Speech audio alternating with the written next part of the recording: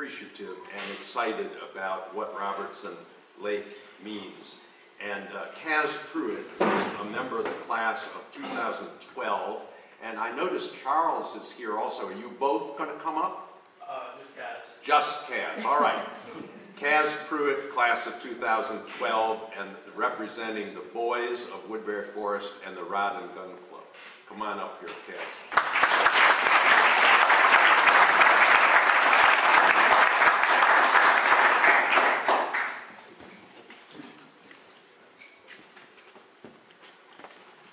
As Dr. Kimball said, my name is Kaz Prewitt, and I'm a member of the 5th Form.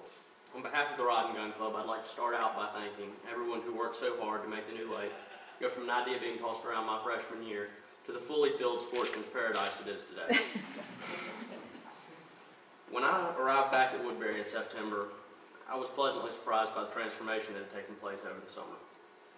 What was once an overlooked depression in the corner of a field had become an oasis frequented by waterfowl and terrestrial wildlife in just a matter of months.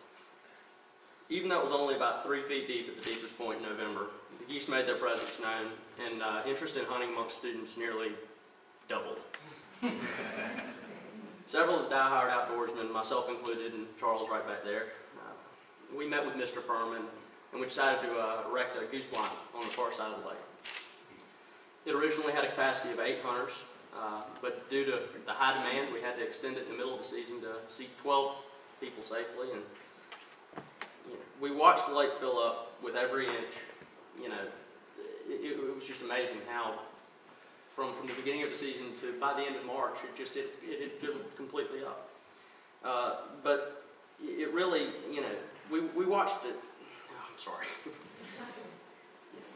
We'd come out there in the afternoons after class, and we heard the geese pour into roost before and after the season. We enjoyed the time we spent not only in the blind with our friends, but also that preseason and postseason, just being out in the woods. But the blind itself was a melting pot. It contained 3rd, 4th, 5th, and 6th formers. It was a place where we could temporarily forget our responsibilities as students and just enjoy Woodbury's natural beauty.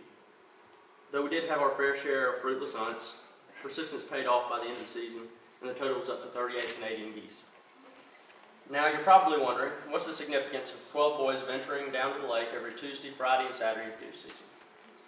Well, in comparison, the average hunting party last year contained between 2 and 4 boys and usually resulted with a meal in the dining hall.